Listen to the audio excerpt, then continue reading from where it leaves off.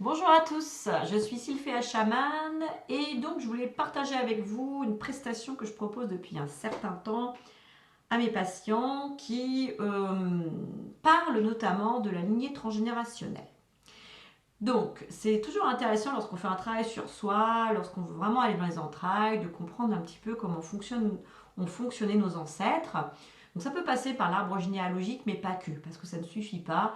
Parfois, il faut comprendre un petit peu qu'est-ce qui s'est passé dans les relations humaines entre nos parents, grands-parents, arrière-grands-parents, voire beaucoup plus loin. Pourquoi nettoyer la lignée familiale? Eh bien, tout simplement parce que il y a des schémas, des comportements, des traumas et des blessures qui se répètent dans le temps, de génération en génération. Parce que, en fait, nos ancêtres, pour beaucoup, ont pratiqué le tabou et le non-dit. Et il y a beaucoup de choses qui ont été gardées, en fait, dans la mémoire cellulaire. Et donc, chaque descendant va récupérer, en fait, une part de la mémoire cellulaire. Alors, on n'est pas tous égaux à ce niveau-là. Il y a certains descendants qui ne seront pas trop concernés. Quand il y en a à côté, pourtant pas si loin que ça, qui va être concerné par ces schémas répétitifs, qui va l'impacter et qui va avoir surtout l'impression que ça ne lui appartient pas. D'accord? Donc ça, en fait, le chaman, il est là aussi pour nettoyer la lignée transgénérationnelle, donc la lignée familiale du père et de la mère.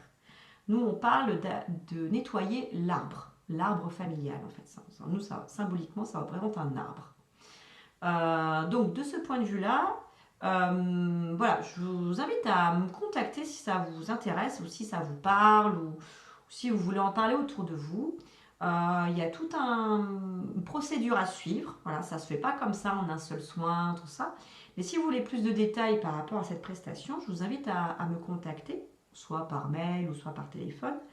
Et on pourra en parler plus précisément. Mais en tous les cas, ça implique, ça c'est certain, d'aller chercher un petit peu les informations sur son histoire familiale et puis ensuite d'en parler avec moi et de voir qu'est-ce qui est vraiment répétitif et qu'est-ce qui se répète dans le temps de descendant en descendant puisqu'on a l'impression que ça s'arrête jamais.